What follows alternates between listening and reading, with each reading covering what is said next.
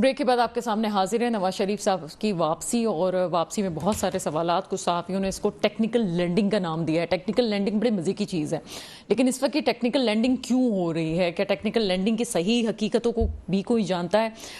Technical landing अमूमन उस वक्त होती है जब पैसेंजर को सिर्फ पैसेंजर को ना उतारा जाए, सामान को ना उतारा जाए, और सिर्फ फ्यूल डालने के लिए आप कहीं जहाज़ को रोकते हैं। तो इसको टेक्निकल लैंडिंग कैसे कहा गया? क्या इतना स्मूथ माहौल है इस वक्त पाकिस्तान में नवाज शरीफ साहब के लिए कि वो आ रहे हैं और चीज़ें जिस तरह बेहतर करने का उनकी साहबजादी कहती है नारा लगा रही हैं, वो वैसी ही होंगी? अगर वो ये कहती है जनाब अब चीज़ें बदल जाएंगी, तो वो जो 16 माह की कारकर्दगी है वो क्या क्वेश्चन मार्क बना रहेगा? या आप ये कह सकते हैं कि वो 16 माह तमाम जितनी भी अलाइंस थी वो अपने मामले से, अपने माजी से या पाकिस्तान की हिस्ट्री से उसको डिलीट करना चाहते हैं? राजा उमर मेरे साथ मौजूद हैं, आपका ताल्लुक नून लीग से है। सर, प्रोग्राम में आपको वेलकम करते हैं। जी बहुत शुक्रिया। राजा उमर साहब, आपसे सबसे पहले तो यही आपसे क्वेश्चन है कि आपके कायद की वापसी को उम्मीद पाकिस्तान कहा जा रहा है। ये कैसी उम्मीद है सर जो पहले नहीं थी? आपके अदवार रहे हैं 90 में, 97 में, 13 में, और 16 माह भी टेक्निकली आपकी गवर्नमेंट थी। तो अब कौन सी ऐसी चीज है जिसकी उम्मीद दिलाई जा रही है? देखिए जी, एक तो मैं आपका शुक्रिया अदा करता हूँ, और दूसरा जिस तरह मियां नवाज शरीफ साहब की वापसी के हवाले से इस टाइम जो पाकिस्तान की उम्मीद की सहर और उम्मीद की किरण वो मेरे कायद मियां नवाज शरीफ साहब हैं। और इसके साथ मैं आपको ये बताना चाहता हूँ कि जिस तरह आपने जिक्र किया कि 16 माह की कारकर्दगी, 16 माह की देखिए कारकर्दगी के हवाले से मैं इस तरह बात करूँगा कि वो सिर्फ हमारी कारकर्दगी नहीं थी, वो हमारे साथ जो पीडीएम था, ठीक है, पूरी पीडीएम, ठीक है, वो साथ मिलके चल रही थी। उसमें भी शहबाज शरीफ साहब ने, इसाक डार साहब ने काफ़ी कोशिश की है कि डिलीवर करें, और बहुत सारे ऐसे पेंडिंग प्रोजेक्ट थे जो पीटीआई की गवर्नमेंट पौने 4 साल छोड़ के गई थी, इनसे कुछ भी नहीं हो सका। मतलब सर कता कलामी की माजरत चाहती हूँ, यानी कि वो जो बयानियां आपके कायद लेके आएंगे वो ये 16 माह को माइनस करके पीछे वाली गवर्नमेंट को सही करने वाली बात लेके आएंगे। ये 16 माह बिल्कुल माइनस हो जाएंगे और असल जो बयानिया आएगा वो पीछे वाली की तरफ से आएगा कि 3 साल 7 महीने पाकिस्तान को तबाह किया गया। क्या ऐसा ही है? जी बिल्कुल। देखें, मियाँ साहब जो आ रहे हैं वो सिर्फ अपनी अवाम को रिलीफ देने और अपनी अवाम को जो मुश्किल वक्त में पौने 4 साल अवाम को धकेला गया, उस चीज़ को मियाँ नवाज शरीफ ही ऐसे वाहिद वो लीडर हैं हमारे कायद जो इस चीज़ को ख़त्म करेंगे और अपनी अवाम की जितने मसले मसाइल हैं, चाहे वो डॉलर का है, चाहे वो आटे का है, चीनी का है, पेट्रोल का है, डीजल का है, इस सब चीज़ों को मैनेज करेंगे। क्योंकि आप इससे पहले देखें, एक मुख्तसर सी बात ये है कि इससे पहले के दौर मियाँ नवाज शरीफ साहब के वो पूरी कौम के सामने है। मियाँ साहब जब थे उस टाइम डॉलर क्या था, उस टाइम महंगाई की क्या रेशियो थी, और मियाँ साहब ने जिस तरीके से, आज से आपको याद होगा जब 2013 पे मियाँ साहब ने प्राइम मिनिस्टर बने हैं, उस टाइम आपको पता है हमारा मुल्क अंधेरों में डूबा हुआ था, लोड शेडिंग की क्या हालत थी। मियाँ साहब ने इक़्तिदार संभाला। राजा उमर साहब, जो बातें आप कह रहे हैं ये मुझे ये क्वेश्चंस मेरे बिल्कुल ठीक है, आप अपनी पार्टी का मौक़िफ़ दे रहे हैं, अपने कायद के बारे में बता रहे हैं, और हम ये भी मानते हैं कि he has been prime minister for 3 times in Pakistan. But दूसरी चीज़ ये भी आती है कि अगर वही चीज़ें, नुस्खे उनके पास मौजूद हैं कि वो इकोनॉमी को संभाल सकते हैं, पाकिस्तान को ठीक कर सकते हैं, तो वो नुस्खे उन्होंने अपने भाई को क्यों नहीं दिए, या फिर उनके जो रिलेटिव हैं उनको क्यों नहीं दिए ये चीज़ें कि आगे चीज़ें इस 16 माह में बेहतर होती, ताकि वो आगे एक नया बयानिया लेके जाते कि जनाब हमने 16 माह में आके चीज़ें बेहतर कर दी हैं? देखिए जी, 16 माह में वही आपको बात बता रहा हूँ। एक तो प्रॉपरली गवर्नमेंट नून लीग की नहीं थी, पीडीएम की गवर्नमेंट थी, और उस हवाले से देखिए एक चीज जो पौने 4 साल में उसकी खराबी हुई है, उसको थोड़ा बेहतर करने के लिए टाइम चाहिए होता है। अब उस टाइम से आपको पता है मियाँ शहबाज शरीफ साहब ने दिन रात कोशिश की है, इसाक डार साहब ने कोशिश की है कि इस चीज को मैनेज किया जाए। असल टाइम शॉर्ट था जिसकी वजह से ये चीज नहीं। और अब देखिए मियाँ नवाज शरीफ साहब पे आपके जितने, मैं पाकिस्तान की बात नहीं करता, पाकिस्तान के अलावा जितने ममालिक हैं वो मियाँ साहब पे एक तो ट्रस्ट भी करते हैं। इससे पहले मियाँ साहब के जितनी बिजनेस कम्युनिटी है और जितने हैं जो हमारे पाकिस्तान के और बैरून मुल्क के ओवरसीज के, वो इंशाल्लाह ताला मियाँ साहब, मैं ये समझता हूँ कि 21 तारीख मियाँ साहब का ये नहीं कि सिर्फ मियाँ साहब ने वापस आके अच्छा या सर, मियाँ ये साहब जहाज के लिए कहाँ ये लैंड करेगा, इस्लामाबाद में या लाहौर में? लाहौर में, ये अच्छा लाहौर ठीक में है। तो वाया 21 तारीख के लिहाज से ये बरोज हफ्ता है जिस तरह से हमें चीज़ें सामने आ रही हैं। और अगर आप जिस तरह से बात कर रहे हैं कि उनको किसी जमानत पे जमानत मिल भी जाएगी, पहले तो ये क्वेश्चन है कि जमानत कैसे मिलेगी, क्योंकि फर्द जुर्म तो आयद हो चुका है और वो सज़ा तो उन्हें मिल चुकी है। तो मुझे ये समझ नहीं आ रहा कि चले ठीक है उनको मिल भी गया, तो क्या फिर बरोज पीर उनको लाहौर हाई कोर्ट में पेशी देनी होगी? क्या आप लोग इस हवाले से तैयार हैं? देखिए जी, बिल्कुल हमारे कायद नवाज शरीफ साहब ने इससे पहले भी अपने अदालतों का एहतराम किया है।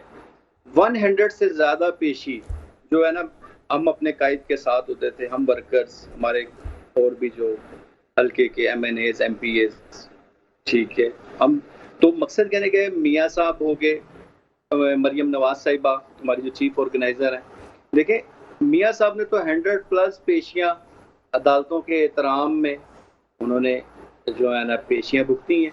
बात करने का मकसद ये है कि अगर अव्वल तो पहले हिफाजती जमानत वाली बात है, खुदा न खास्ता अगर मामला दूसरी साइड पे जाता है तो बिल्कुल मियाँ साहब जो है ना अपने जो अदालतों का एहतराम है उसको कायम रखेंगे और उसको जो है ना, देखिए इससे पहले आप देख लें रिसेंटली अदालतों ने मियाँ साहब को कुछ केसेस में जो सजाएं हुई थी जिसमें मियाँ साहब ने जेल भी काटी, ठीक है, तो वो अब रिसेंटली आके आपके सामने फैसले हुए हैं। सारी आवाम को पता है कि मियाँ साहब कानून से भागने वाले नहीं है।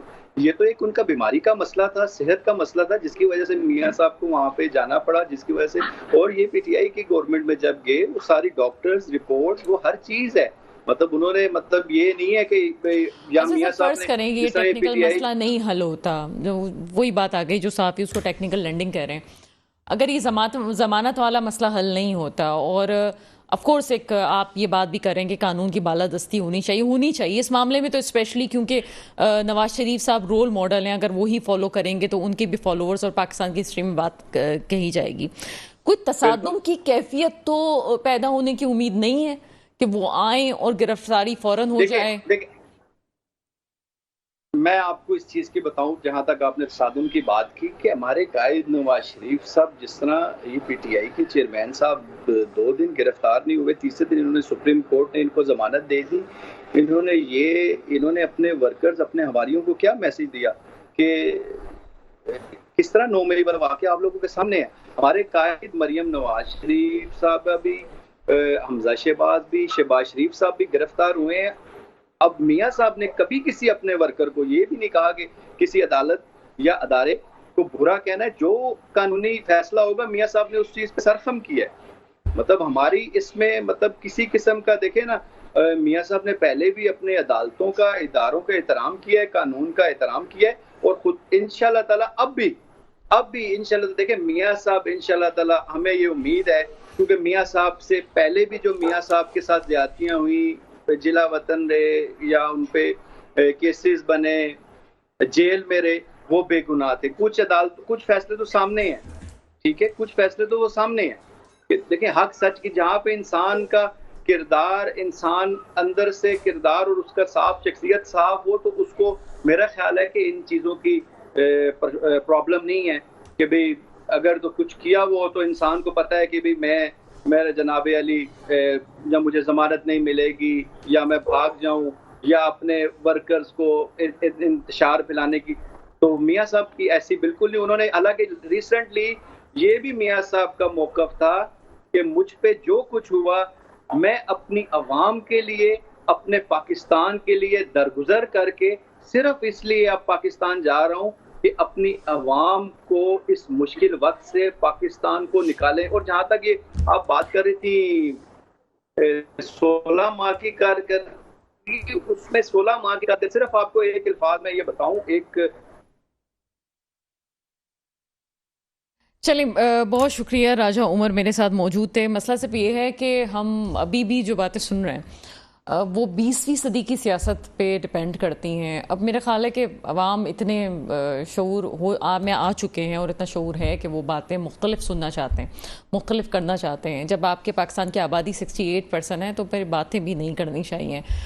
जो लोग गैजेट यूज़ करते हैं उनको फिर अब वो वाले आप पुराने लॉलीपॉप्स नहीं दे सकते। नई सियासत की ज़रूरत है। बहरहाल एक छोटा सा ब्रेक है, ब्रेक के बाद आपके सामने हाजिर होते हैं। ब्रेक के बाद आपके सामने हाजिर हैं और यहाँ पे सियासतदान शायद खुद ही मौका देते हैं कि कोई आए और मामले को अपने हाथ में ले ले।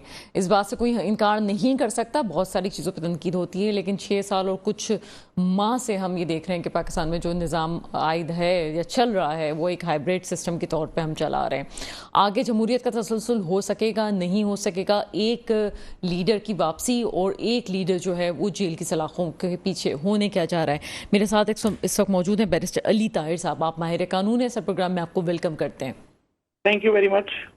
बैरिस्टर अली ताहिर साहब, सबसे पहले तो जो हमें कंफ्यूजन है और उसको हम समझने की कोशिश करना चाह रहे हैं, एक तरफ पार्लियामान की सुपरमेसी की बात की जा रही है, पार्लियामान ने 5 साल नाअहली वाले कानून को पास किया। दूसरी तरफ ये भी कहा जा रहा है कि जो पहले केसेस थे प्रैक्टिस एंड प्रोसीजर बिल के हवाले से जो बात हुई उसमें अपील नहीं की जा सकती। इस चीज़ को कानूनी तौर पर कैसे डिफाइन करेंगे आप? जी, बिस्मिल्लाहिर्रहमानिर्रहीम। देखिए, अपील जो है वो अब सिर्फ प्रोस्पेक्टिव अपील रह गई है और जो पहले फैसले 184(3) के हो गए हैं उसके अंदर तो there is no appeal whatsoever as per the order of the court. Detail reasons आएंगे तो उसके ऊपर ज्यादा बेहतर कमेंट कर सकेंगे, लेकिन जो एक पॉलिटिकली सिग्निफिकेंट बात है वो ये है कि जो लाइफ टाइम डिस्क्वालिफिकेशन है नवाज शरीफ की और जहांगीर तरीन की, वो स्टैंड कर जाएगी क्योंकि उनसे कोई अपील नहीं हो सकेगी। और उसके अलावा एक जो जाहिर है जो अपील नहीं हो सकेगी, आप ये कह रहे हैं? जी जी, उसमें अपील नहीं हो सकेगी बिकॉज वो तो it will be hit by the paragraph 2 of the supreme courts order of the court. तो अब इसके अंदर जो है वो बात ये है कि जो अलबत्ता अब 184(3) के फैसले होंगे उसमें एक लार्जर बेंच जो है वो उन अपील्स को सुनेगा। अब क्या वो लार्जर बेंच वो ही होगा या वो कोई डिफरेंट लार्जर बेंच होगा, किस तरह से उसको की फॉर्मुलेट किया जाएगा, ये तमाम चीजें हमें तब पता लगेंगी जब हमारे पास डिटेल्ड रीजनिंग और डिटेल्ड जो जजमेंट है ऑनरेबल सुप्रीम कोर्ट की वो आएगी। अच्छा, ये जो पार्लियामेंट की सुपरमेसी की बात हो रही है, ये आगे अगर कोई कानून साजी होती है उसके लिए तो ज़रूरी है कि इंतखाबात होंगे, फिर आगे पार्लियामान होगी, उसके बाद 2/3 मेजोरिटी आएगी, उसके बाद चीज़ें कानून में तब्दीली हो सकती है। फिलहाल तो इस वक्त कुछ नज़र नहीं आ रहा कि ऐसा कुछ हो सकता है।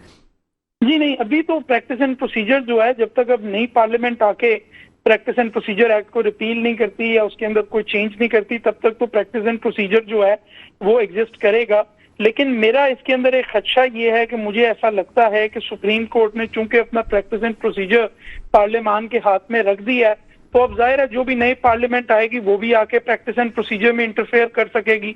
और अब इसको रोकने का तरीका सिर्फ एक यही हो सकता है जो यानी जो कानूनी तौर पर जो बात है वो ये है कि दोबारा कोई फुल कोर्ट बैठे और वो बाय मेजॉरिटी जो है इस फैसले को रिविजिट कर और उसके बाद इस केस को ओवर रूल करे तो फिर शायद पार्लियामेंट के पास इख्तियार नहीं रहे। लेकिन अभी तक तो आपकी बात बिल्कुल ठीक है कि जब एक नई पार्लियामेंट आएगी तो वही प्रैक्टिस एंड प्रोसीजर को दोबारा से रद्दोबदल उसके अंदर कर सकती है। अच्छा, आप क्या समझते हैं? आपने थोड़ी देर पहले सिग्निफिकेंट का वर्ड यूज़ किया, ठीक है हम मानते हैं ये चीज़ें, लेकिन क्या ये अब तो फैसला आ चुका है, हम इस पर तनकीद नहीं करें, लेकिन क्या ये क्रूशल था इस वक्त? ये जो चेंजेस आई हैं ये ठीक है, इस वक्त होना चाहिए था? नहीं, मैं मेजॉरिटी फैसले से तो एग्री नहीं करता, लेकिन this is subject to the fact कि जाहिर है सुप्रीम कोर्ट का फैसला है, हम सबके ऊपर लाजिम है कि उसका एहतराम जो है बाकायदा किया जाए और उस पर मनोअन अमल भी किया जाए। मगर मैं जो व्यू, और जाहिर है अभी डिटेल जजमेंट नहीं आई, लेकिन जो व्यू एस्पाउज हो रहा था by justice Munib Akhtar, justice Ijazul Hasan, justice Shahid Waheed and justice Ayesha Malik, मैं शायद उस व्यू से ज्यादा सब्सक्राइब करता हूँ। और मेरे ख्याल में चूंकि तमाम ऑर्गन्स को, एग्जीक्यूटिव को अपने रूल्स बनाने की अथॉरिटी है, पार्लियामेंट को अपने रूल्स बनाने की अथॉरिटी है, और क्योंकि जो है सुप्रीम कोर्ट को और बाकी कोर्ट्स को अपने रूल्स बनाने की अथॉरिटी है, तो मेरे ख्याल में ये जो ताकत है ये सुप्रीम कोर्ट के पास ही रहनी चाहिए थी, और सुप्रीम कोर्ट के प्रैक्टिस एंड प्रोसीजर में पार्लियामेंट पहले भी आपसे मेरी प्रोग्राम से बात हुई जब यहाँ पे हमारा एक बहस छिड़ रही थी इस बात पे कि सुपरमेसी किसकी होनी चाहिए, लेकिन क्या टेक्निकली अगर हम अपने कॉन्स्टिट्यूशन को देखें तो पार्लियामान कानून बनाती है, उसके बाद सुप्रीम कोर्ट उसको डिफाइन कर सकता है या उसकी शिकों को आप बता सकता है कि इसके अंदर क्या क्या चीज़ें थी। तो उस लिहाज से तो फिर ठीक ही है, पार्लियामेंट की सुपरमेसी होनी चाहिए थी कि अगर वो कानून बनाने वाला इदारा है तो। नहीं, देखिए, अगर पार्लियामेंट का कोई भी कानून फंडामेंटल राइट्स की वायोलेशन में होगा तो उसने तो फिर सेट असाइड होना है। और ये जाहिर है कि ये दिस इज अ फाइंडिंग जो ऑनरेबल सुप्रीम कोर्ट ने करनी है, और इस केस के अंदर उन्होंने ये फाइंडिंग चूंकि नहीं दी कि ये फंडामेंटल राइट्स को मुतासिर करता है, तो जाहिर है जो पार्लियामेंट है उसी का लेजिस्लेशन का इख्तियार है सेपरेशन ऑफ पावर्स के तहत हमारे मुल्क में, और पार्लियामेंट ने ही कवानीन बनाने हैं। ठीक है, चूंकि वक्त कम है, मैं आपसे एक और क्वेश्चन बड़ी जल्दी से पूछना चाहती हूँ। नवाज शरीफ साहब की वापसी को टेक्निकल लेंडिंग भी कहा जा रहा है। ये टेक्निकल लेंडिंग किस तरह से मुमकिन है जबकि उन पे जुर्म साबित हो चुका है, सज़ा हो चुकी है? अब क्या आगे आप समझते हैं, और आने का दिन भी हफ्ता है, फिर आगे जो वर्किंग डे आएगा उसमें यकीनन कोर्ट में पेशी भी होगी, क्या समझते हैं क्या होने जा रहा है? क्या कोई जमानत का कोई पहलू निकलता है? नहीं, देखिए, कानून के मुताबिक तो he has breached his bail conditions and he is a convicted person and he is in technical terms is an absconder. तो एज सून एज वो पाकिस्तान की टेरिटरी में आएंगे तो लॉ इन्फोर्समेंट की तो ये जिम्मेदारी है कि उनको अरेस्ट किया जाए, और अरेस्ट कर कर कोर्ट के सामने हाजिर किया जाए कस्टडी में, और फिर कोर्ट देखेगी कि क्या उनको कस्टडी में रखना है या उनको बेल पे इनलार्ज करना है।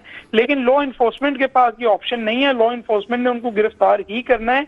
अलबत्ता पाकिस्तान है, हम सबको पता है कि यहाँ पे कानून की कितनी को हुक्मरानी है, तो अगर इनके अगर ये जो है वो गिरफ्तार नहीं होंगे तो मेरे लिए कोई बड़ा सरप्राइजिंग या शॉकिंग नहीं होगा। अच्छा, दो चीजें होती है, एक तो होता है कि फर्द जुर्म आयद करना, एक होता है सजा हो जाना। इनको फर्द जुर्म तो आयद नहीं था इन पे, ये तो सजा हो चुकी है। क्या अब यानी कि कोई ऐसी सूरत नहीं है कि अगर टेक्निकली निकालने की कोशिश की जाए तो हो सकता है? नहीं, मुझे तो नजर नहीं आती, क्योंकि देखिए जो फैसला करना है वो कोर्ट ने करना है, और लॉ इन्फोर्समेंट के ऊपर ये जो है 100% ये जिम्मेदारी बनती है कि उनको अरेस्ट किया जाए और कोर्ट के सामने पेश किया जाए, और फिर कोर्ट बेशक उनको बेल पे इनलाज करे। लेकिन फिलहाल तो उनकी जो बेल कंडीशंस हैं वो ब्रीच हो चुकी हैं, और इस तनाजुर में वो एब्सकॉन्डर हो चुके हैं, वो कन्विक्टेड हैं, और उनको अरेस्ट कर कर और कोर्ट के सामने पेश करना ये पाकिस्तान के लॉ इन्फोर्समेंट इदारों की जिम्मेदारी है। अच्छा, अचानक से जो ये टेक्निकल लेंडिंग का वर्ड आया है, तो अभी कुछ देर पहले मैंने प्रोग्राम में इसकी बात की थी कि जिसमें सिर्फ प्लेन को फ्यूल डालने के लिए खड़ा कर दिया जाता है, बाकी मुसाफिरों को उतरने की इजाज़त नहीं होती। तो आपको लगता है कि ऐसे भी कोई चांसेस हैं, और अगर ऐसा होता है तो यकीनन जब वो इतना दावा जब कर रही है मुस्लिम लीग कि एक बड़ी तादाद उनके इस्तकबाल के लिए पहुंचेगी, तो क्या कोई तसादुम आप समझते हैं कि हो सकता है इसमें? नहीं, मैं समझता हूँ इसमें एक ही सूरत है, और वो सूरत ये है कि अगर मियां नवाज शरीफ साहब को थोड़ा सा भी शक हुआ कि मुझे गिरफ्तार कर लिया जाएगा और फिर मैं जलसा करके जो है वो घर नहीं जा सकूंगा, तो मेरे ख्याल में उनके जो प्लेटलेट्स हैं वो दोबारा गिर जाएंगे, और वो फिर शायद पहले भी जिस तरह दुबई तक आके वापस चले गए हैं, तो सफर तो उन्होंने शुरू कर दिया अपना, वो वहीं से वापस चले जाएं। अलबत्ता अगर उनको ये गारंटी मिल गई होगी इंस्टीट्यूशंस की तरफ से कि नहीं, आप आइए, आपको रॉयल प्रोटोकॉल मिलेगा, आप जलसे से खिताब करेंगे और उसके बाद आप सुकून से घर जाएंगे, तो उस सूरत में मैं समझता हूं कि फिर उनके प्लेटलेट्स जो हैं वो स्टेबल रहेंगे, और वो मुल्क की सियासत में जो है यहाँ बैठकर एक रोल अदा करेंगे। बहुत शुक्रिया अली ताहिर साहब हमारे साथ मौजूद थे। जहाज़ उस सिमत में लैंड करता है जहाँ पे मुखालिफ सिमत की हवाएं आती हों। क्या हमारे सियासतदान इस काबिल हैं कि मुखालिफ सिमत की हवाओं के साथ चल सकें, या हवाओं के रुख में अगर चलना हो तो फिर जहाज़ लैंड नहीं करते? तैयार होना ज़रूरी है अगर पाकिस्तान को बेहतर करना है। मेरे मुल्क में वो हुक्मरान आए जो वाकई मेरे मुल्क के मुस्तकबिल की हिफाजत करें। इसके साथ ही प्रोग्राम का वक्त ख़त्म होता है, मुझे इजाज़त दीजिएगा। खुदा हाफिज़।